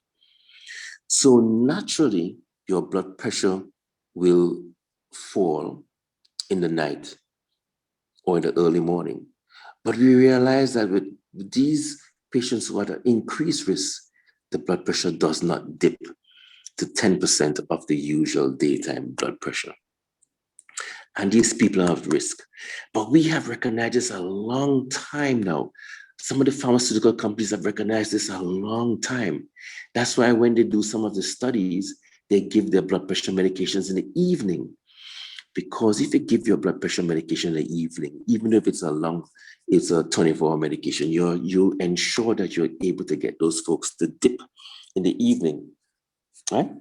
So the true measure of your long-acting drug is to ensure that it keeps the blood pressure down in that period of night or morning. And I know our colleagues kind of alluded to this, but if you could just soak this in very quickly, because I don't want to spend much time speaking to you tonight, but you just get the concept of stage 1, stage 2. Everyone has to have lifestyle modification. You see with the stage 1 folks, when you want to use an immediate drug, taking into consideration the 2017 evidence that people who are at higher risk, you really want to get in there early, because the name of the game is not really blood pressure control, it's really reducing morbidity and mortality, okay? And I hope you soak this in, yes. And yes, or you reduce blood pressure, you adopt the DASH diet, which is a diet really designed for lowering blood pressure, which is low salt, high in fruits, high in minerals, and increased physical activity. And what is the increased physical activity? Don't sweat it, don't sweat it. 150 minutes per week is good. 30 minutes a day, 5 days a week, but whatever the person could do. Remember, they're not walking to lose weight, they're walking to increase their cardiovascular outcomes, or to improve their cardiovascular outcomes. So let them know they're not going to lose weight from it. Now, we're getting into some sexy stuff now. You know the different classes of blood pressure medications, yes, work in different ways. But as our previous speaker said clearly, if you have someone on a medication and their blood pressure is not controlled, then instead of going to the maximum dose of that medication, you get a better, using Doc's words, a better bang for your buck if you were to add. And you see that here, and there's evidence to support that. There's evidence to support that. I won't trouble you with bringing all that evidence, but there's evidence to support that. Other than the fact that you have more side effects with the larger doses, you will get a better result if you have more than one avenue of attacking the blood pressure or getting the blood pressure down. So this is cool stuff. This is stuff to remember. So remember what we said? Don't be afraid to use nocturnal blood pressure medications or evening blood pressure medications. Remember, if it's not controlled, you're going to 2 drugs. And as some of our colleagues quite rightly pointed out, most of your people are going to need 2 or more drugs to be controlled. And you remember that concept of resistant hypertension? I just want to throw that in now because we just trying to cover as much as possible. The resistant hypertensive persons who is on 3 or more antihypertensive medications at their maximums without the blood pressure being controlled. And one of those medications must be a thiazide-like diuretic. Because if you haven't added a thiazide-like diuretic in by drug 3, you're not doing the best that you can. And to use that lovely phrase I just love, as Doc used, you're not getting your bang for your buck. Yes? So you want to ensure there's a thiazide-like diuretic. And remember, they're not really diuretics, they're really salt losers when we're using them, right? But don't sweat it. Don't sweat it. If you don't achieve the target, you're still doing some good. Don't sweat it. For every 2 millimeters decrease, you are reducing some risk of morbidity and mortality and stroke. You are reducing it. So don't sweat it. So every mickle make a muckle. So even though you haven't achieved it, still plod on. Still plod on. So you haven't failed. You haven't failed. Commercial break. Our sponsor's drug does reduce blood pressure, does have benefits. They had a very interesting video. So moving right along. The kidney. There's this concept of afferent arteriole and efferent arteriole. The reason why I'm pointing this out is that we believe that a lot of the hypertensive patients, especially the hypertensive diabetic patients, the pathology is intraglomerular hypertension. There's dawning evidence that a lot of our renal pathology is actually intraglomerular hypertension. And the drugs that tend to reduce intraglomerular hypertension tend to have an advantage over other drugs in the treatment of hypertension with people who have definitely proteinuria, and maybe the ordinary hypertensive person, because it reduces intraglomerular hypertension. And some of these drugs that do it are the ACE inhibitors and the ARBs. Now, you would have realized in your travels over the last 15 years that it is recommended for most patients with some degree of kidney disease, if there's a contraindication, that are hypertensive, that it is asked that you use an ACE inhibitor or an ARB or a renin blocker, not all together, because all together does not give any added benefit, but more harm. Yes, so individually.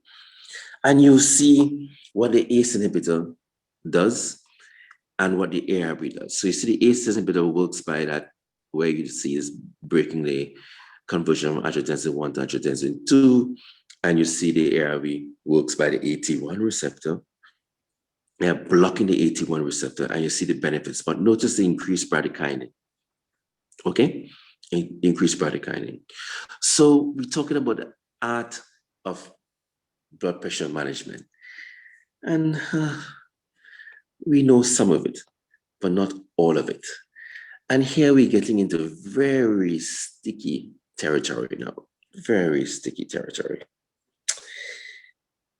How do ACE inhibitors and ARBs work? Clearly, they work by reducing hypertension, and there's benefits in reducing hypertension. So there's benefits in reducing hypertension. And I'll show you that in a slide in the end. Don't worry about all the fancy stuff. I'll show you a really mother of all slides why you don't have to stress yourself. But intraglomerular hypertension is a key factor. We are now beginning to realize that the SGLT2s, those new wonder drugs that I'm going to end by saying, also works by reducing that we think. So that is one of the benefits on how it's achieving the renal protection. Of course, the cardiologists have now taken on those drugs as their own, but we'll get to that. And there are other ways in which the ACE inhibitors work, as you see in this slide. But let us talk about important things to the day-to-day management of a patient. When are you going to stop an ACE inhibitor or ARB? So you notice that I have decided to choose ACE inhibitors and ARBs as my function. Now, all the hypertensive medications have their value and they are great. Obviously, they're great. They reduce blood pressure. Reducing blood pressure is great. Yes, clearly. If you have heart failure, beta blockers are great also. So yes, but just to touch on one group of drugs that we use a lot in my profession, and clearly in your profession also, is when to stop. Angioedema, clearly, persons with angioedema, stop, clearly. When there's hyperkalemia, good. No, because we believe, and I'm just throwing this out to you, I mean, it's not going to affect your practice tomorrow, but I'm throwing it out to you because we believe the ACE inhibitors and the ARBs are so important in what little we know in reducing the progression of chronic kidney disease. We now have developed drugs to try to reduce the chance of you developing hyperkalemia because we could allow ourselves to use those ACE inhibitors and ARBs longer. But there becomes a time when they cause hyperkalemia and you just gotta stop because before all, cause no harm. When it's proven bilateral renal artery stenosis, clearly, you're gonna knock off the two kidneys. Come on. Before all, do no harm. Now, all of us who have practiced more than 6 weeks have recognized that sometimes when you start someone on RAS blockade, RAS blockade, their kidney function will change, the GFR will fall. But you expect that. You expect that. You expect that. You expect that. That's no surprise because you know that angiotensin 2 has a preferential action on the efferent arteriole. So if you block the formation of angiotensin 2, or you block the angiotensin 2 receptor, that efferent arteriole, which is the pipe leading out of that nephron, will expand, will dilate. So the intraglomerular pressure will fall. But GFR is a function of force, glomerular filtration rate. So if you decrease the filtration force that's going on in there, then you'd expect GFR to fall. But it's all for a better good. And if you have enough reserves, it won't affect you.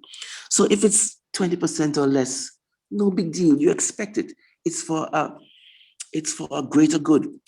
And the astute nephrologist will tell you that in the early diabetic nephropathy patients, the first thing they notice is an increased GFR because the glomerular filtration rate has increased because of the high intraglomerular pressure.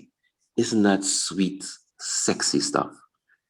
So yes, but that destroys the kidney. So you're going to reduce that blood pressure. Just like hypertension destroys the other organs, the hypertension, the intraglomerular pressure does have problems with the kidney. And that is our working hypothesis at this time. Well, it's Terry. A little bit of angioedema. We are practicing doctors in a predominantly Black neighborhood, so we know it is not as uncommon as we were led to believe 20 years ago. And these are some of the facts, right? When to increase the dose of ACE inhibitors or ARBs. Now, this is very cool stuff, guys. Very cool stuff. You remember, okay, if you are in the nephrology world or someone has proteinuria, and you have subscribed to the fact that less proteinuria is better than more proteinuria, less proteinuria is evidence of some improvement, less proteinuria leads to slower progression of renal failure or chronic kidney disease. You want to certainly monitor your protein excretion. Now, GNC8, which we all don't use, have some value. They understood the concept that, look, maybe your patients that you have to use the ACE inhibitors and ARBs are no excuse unless there's some other contraindication, is the patient who have microalbuminuria or proteinuria, because you believe, or we believe, that reducing that is a good sign. It leads to less progression of renal failure, okay? But this is the sweet stuff, guys. It has been shown that for you to actually achieve some benefit in the reduction of your proteinuria, you gotta do 30% of more if you want to slow progression. And of course, if the blood pressure is not controlled, you might want to increase the dose of the ARB or the ACE inhibitor. So do baseline protein excretion, repeat after 3 months. If the proteinuria reduction is not the target, then increase the dose. If the target reduction is 30% or more, then you're cool, you're there. And of course, if the blood pressure is not controlled, you could use it. Commercial break. Being transparent.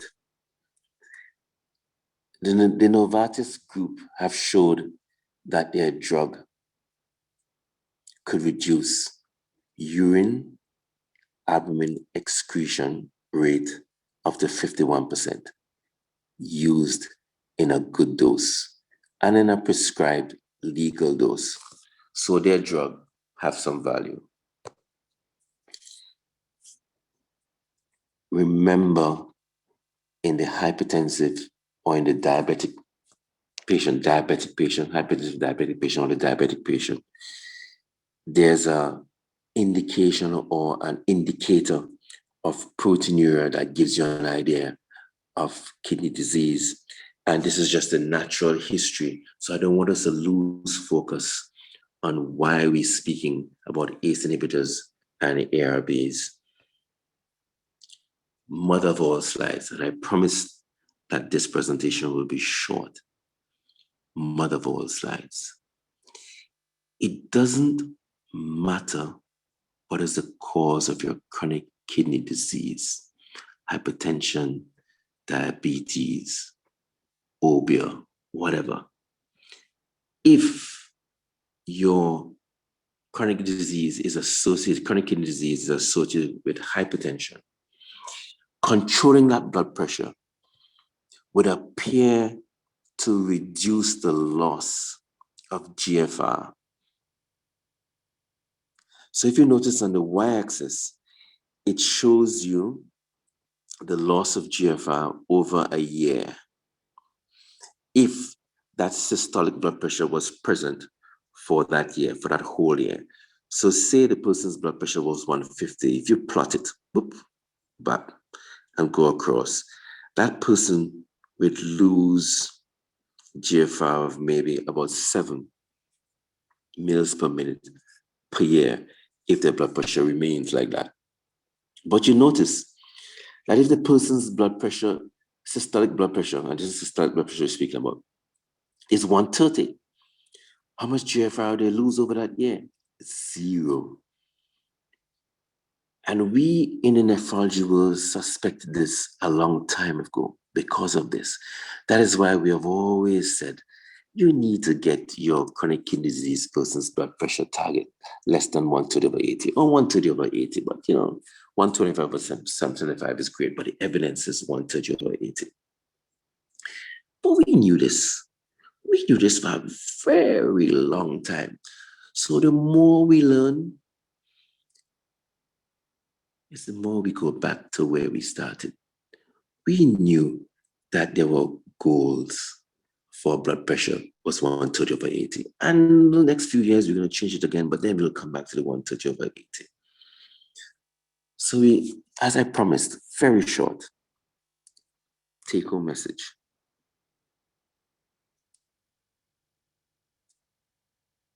It's clear here. You realize that if you were to use the ACC/AHA definition of hypertension, more than 50% of adult Jamaicans will be hypertensive, will either have elevated blood pressure or hypertensive. And the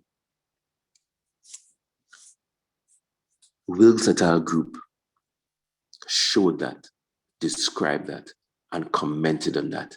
And in their presentation of their lifestyle survey, they were clear in pointing that out, that if we were to use the new American ACC guidelines, then greater than 50% of the Jamaican population will have abnormal blood pressure, either pre-hypertension. If you could stretch the pre-hypertension into the ACC, the description, but clearly abnormal blood pressure, elevated blood pressure, and certainly stage 1. So it is clear that we have to make an effort to recognize and intervene in our population if we truly want to reduce morbidity and mortality. So what have I told you, really? I've told you very little. I've told you, look out for the dippers and non-dippers. I've told you that, look, most of the people will need 2 or more blood pressure medications. I have told you that sometimes you'll have to use the blood pressure medication in the evening. I have told you that if someone has microalbuminuria or proteinuria, you have to be thinking of using an ACE inhibitor or an ARB unless there's a contraindication, because we think there's evidence on reducing the progression of chronic kidney disease where that's concerned. What else have I told you? I've told you that you need to recognize that if you have someone in your practice with 3 or more medications, that their blood pressure is not controlled, you're going to ensure that one of those medications is a thiazide-like diuretic, and you're already on the maximum drugs or the maximum doses, and the person has resistant hypertension, you need to start referring that person to a specialist who enjoys treating people with resistant hypertension. And also, just to touch on this, I have made notes from the previous speakers, and I just want to just quickly touch on this concept of the hypertensive crisis. So the hypertensive crisis, it's a broad term to cover hypertensive urgency and hypertensive emergency. So a blood pressure of greater than 180/120 is the figure that we're looking at. And if the person has that and have no end organ damage, then it's a hypertensive urgency. You want to control that. You take your time, a week, 2 weeks, 3 weeks to bring it down. If the person has hypertensive emergency, that means the same 180/120 or more. They have evidence of acute end organ damage, not chronic end organ damage, acute end organ damage. You want to be referring that person into a hospital or a specialist immediately to deal with that, a hospital preferably, so we could get that blood pressure down quicker than you will want to with the urgency. Yes. Now, I have finished, but I would not be worth my weight in salt if I don't mention this. This is very little to do with what I have been engaged to do, but I must mention it. The reason why I mention it is I'm being transparent. I'm being transparent in the sense of saying that we nephrologists have failed you and our community until maybe exactly 7 years ago. We haven't come up with anything new. What we have done in the last 20, 25 years is ACE inhibitors, ARBs, dialysis, but transplantation has been a long time. But in terms of the prevention, the SGLT2 inhibitors, guys, I could sneak this in because it does reduce your blood pressure a bit, right? Maybe about 2 to 4 millimeters mercury systolic, yeah. But this is our new kid on the block, and it's a anti-hyperglycemic medication, but it is the only new thing we've had so far that could reduce cardiovascular outcomes and renal outcomes in those who could tolerate it. So tolerate it is people who have a GFR of 35 or more, officially 45 or more, officially 45 or more. And this is a new kid on the block that we think will bring hope to the future as the ACE inhibitors and the ARBs brought. And you all would notice for those who have started prescribing it that it does reduce the blood pressure in your patients, and also the weight of your patients also, and it reduces definitely admissions for heart failure and all the usual cardiovascular outcomes. But forget that, that's Dr. Elliot stuff, right? But for my stuff, it does reduce the progression to end-stage renal failure. It's really the only thing that we could show up to justify our existence to you all. And again, I do apologize. Guys, remember also that the hypertensive COVID patient has a different outcome from the non-hypertensive COVID patient. So your hypertensive COVID patients need to get the vaccine.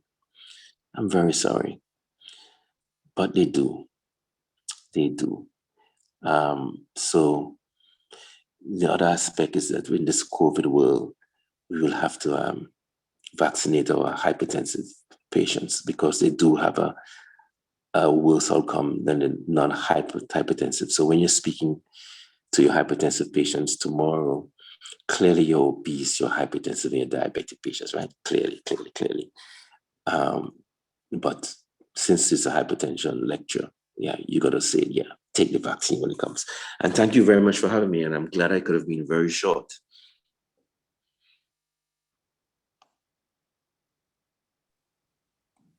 Okay, thanks, Dr. Yates, for a very comprehensive presentation. Dr. Elliot answered all the questions in the Q&A. So, unless there's something Not all, there are a few still there for him. Oh, there must be. Yes, there's some based on his talk that he has to answer. Oh, hold on, let me see. I don't see the new ones. Samuel, help. I don't see any new ones. Oh, I see them. How does Valsartan compare with Urbisartan in restoration of kidney function?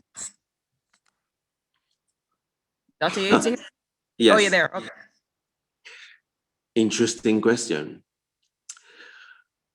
Now,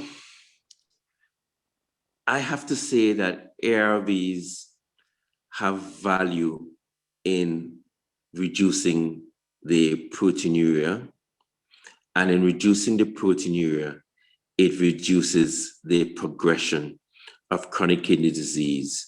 In chronic kidney disease that's related to diabetic nephropathy or any chronic disease that has as a part of it proteinuria. Now, both the drugs that you have mentioned have shown value, And for me to say who's better is difficult to say. All I have to tell you is to look. You have to ensure that when you give your drug, it has to reduce your proteinuria by 30% of what you started. And that is the sweet spot. That is the interesting thing. Until we change it and says that what I'm talking was nonsense. But that is what we believe. You got to reduce that proteinuria by 30% for you to have that benefit of reducing the progression. That is the sweet stuff. Okay, that was from Dr. Morgan. Next question. That was from Dr. Morgan. And Thank you. Another question from Dr. Brown. What to do in a patient who is 30 years old with persistent proteinuria, 1+ proteinuria, but a normal blood pressure and normal renal function and has no UTI symptoms? Okay. You will have to quantify what that proteinuria is. So you'll want to do either a protein creatinine ratio, spot protein creatinine ratio, or 24-hour urine collection, and then you will know what that true protein leak is.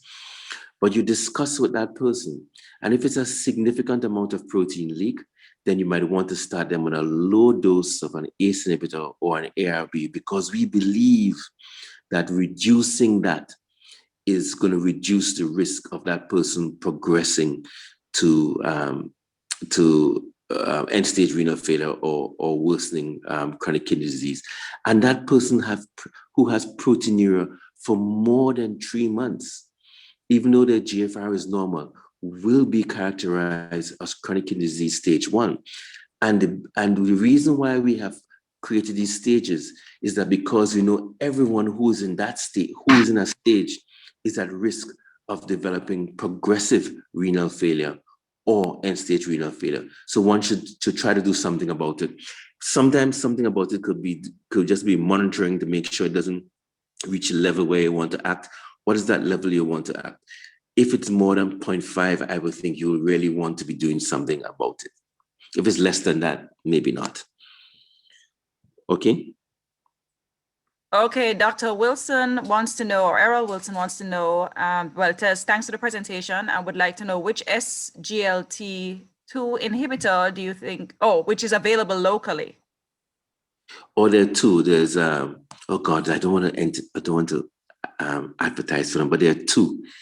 And there are two available, and they both have evidence to support their use in reducing cardiovascular and renal outcomes.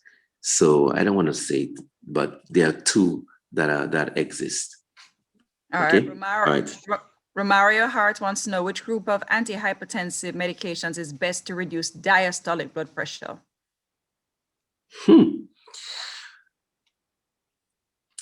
You know, I don't know the true answer to that. I could tell you that the thiazide-like diuretics, the calcium channel blockers are very good in reducing your systolic blood pressure. But I think most of the antihypertensives will also reduce your diastolic blood pressure. But remember, guys, we have gone through a long history of confusing our patients by saying the systolic blood pressure is more important than the diastolic blood pressure. And then 20 years ago, we were saying that diastolic blood pressure is more important than the systolic blood pressure.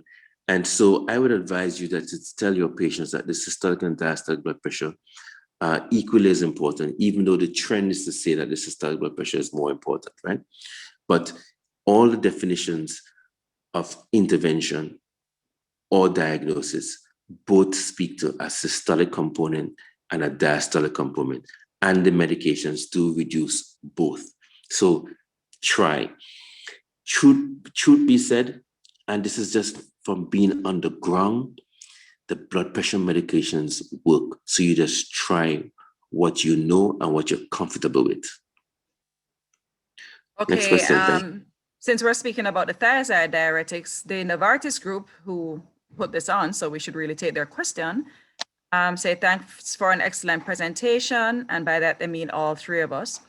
and they would like to know what are your thoughts about Hctz and Hctz in a combination drug. Repeat that. They'd like to know, sorry? They would like to know your thoughts about the differences between Hctz separately versus in combination, so as a combination pill. Okay, so they could describe it a lot better than I can, but we have realized that combination drugs tend to work better than drugs in the individual tablets. Other than the compliance issue and stuff, the compliance issue is obvious, right? You will take a tablet one tablet that contains 2 molecules more than you'll take 2 separate tablets, right? Yes. But it seems that you have a synergistic effect when you combine the tablets, the molecules in one tablet. So we have recognized that. So there's that benefit. But to be quite honest, the Hctz in combination with the other antihypertensive medications over the years have been shown to work to reduce the blood pressure. So even though the thiazide-like diuretics we think have an advantage, you remember that there's value in reducing the blood pressure. And if your drug is reducing the blood pressure without causing any harm, and the Hctz at a small dose tends not to cause the uric acid increase or the hyponatremia that you might see at that small dose, or cause the person to become diabetic at that small dose, the blood pressure control does work. So it works. And still, unfortunately, we are at the stage with most of the medications that the proof of the pudding is in eating it. And if it works, one should actually use it. Okay. And once you're sure that it's not causing any harm, and we haven't seen it really causing that much harm at that small dose. I hope that answers your question. Yes, and the last question now is from Dr. O'Sullivan wants to know, what are your thoughts on hydralazine? Hydralazine, I would be transparent by saying quickly, hydralazine is a beautiful drug. So you know what I'm saying. So you know how I feel. Hydralazine reduces your blood pressure.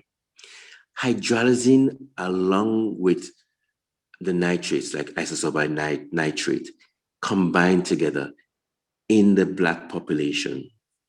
I'm sure in all populations, but we know in the Black population, does have some heart failure benefits.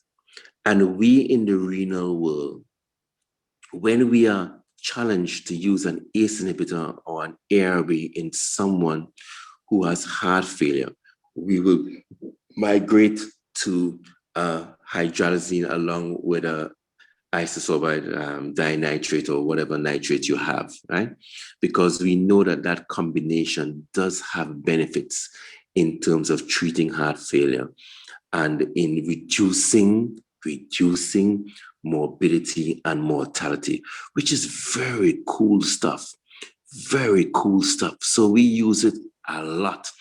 And I raised the flag of the hypertensive crisis.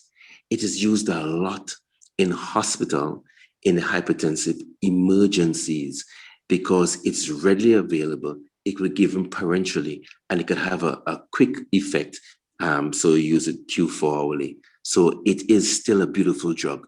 But remember, it could cause a reflex tachycardia. So it's nice if you have a beta blocker on board, but it's a beautiful drug. Now, in those who are of my time, you'll remember this thing about, whoa, it could cause lupus. It could cause lupus-like effects, right? I haven't seen it really. But if you read the fine print, you will see that it could cause a lupus-like effect in high doses. It doesn't precipitate lupus, but it could cause lupus-like side effects. But I haven't seen it. I'll be using 100 milligrams TDS, which is the highest dose, right? But I've just thrown that all out there to be very transparent. Okay, guys, sorry, we can't take any more questions in this arena, but we will definitely be answering the questions in the chat afterwards.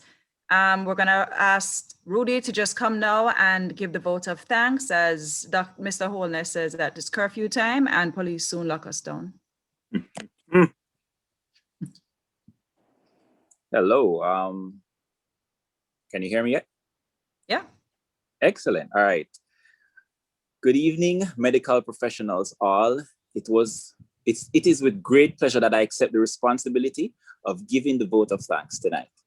There are many adjectives that I could use to describe tonight's meeting, and feel free to type them in the chat, but the ones that come to mind are informative, educational, illuminating, but I'd also like to add stellar, memorable, and epic to the list.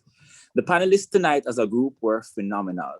But let's begin, of course, with the wonderful and lovely, hilarious Dr. Kisha Wang, who hosted us tonight, who gave an excellent overview of hypertension while comparing and contrasting the European and American guidelines. And then her clone skillfully guided us through the rest of tonight's proceedings. Excellent job to the both of you. Your checks are in the mail. We thank you. Boy, Dr. Elliot, thank you for putting off your 7 p.m. engagement that we spoke about to be here, wink. And I swear each time I hear you present, you get better and better. It seems like wine, you improve over time. But truly an excellent presentation which kept us engaged for the entire time. Your knowledge of the cardiovascular system is exemplary, and I'm sure we all learned something or things new tonight as a result of being here. Definitely highlighting the benefit of single pill combination. We appreciate it. Less appreciative of the thiazide plug. Okay, we thank you very much. I used to be in Mobay, and when I started repping for Novartis, and had the pleasure of hearing Dr. Yates present only once. But I appreciate his almost conversational style of presenting, like he was just talking to me, you know? And his obvious passion and talent for teaching is still evident today. I've been taught, of course, that cardiology and nephrology are very closely linked. And though his claims of not knowing much, the little he does is a wealth of information to us. And we forgive another drug plug. But like Justin Timberlake, we also thank you for bringing sexy back to nephrology. We thank you. I would like to thank some of our team members. I would like to thank Miss Sophia McKenzie for liaising with Dr. Yates in Mobay, back and forth. We appreciate it. We also like to thank Miss Tiffany Hamilton Tucker for organizing tonight's meeting and liaising with Dr. Elliot, and also lending her voice to the spotlight video. She says she sounds horrible. Nobody believes her. So anytime you see her, just tell her, yeah, you sound really good. Keep doing that. She's not gonna believe me and she's gonna hate me for that, but yeah.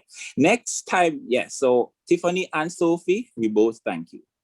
We want to thank Mrs. Janice Simpson-Spencer for actually guiding the concept of this meeting and linking both professions and showing that it's related closely to controlling hypertension. So for your guidance, Janice, we thank you. Tonight cannot be possible without, of course, the platform.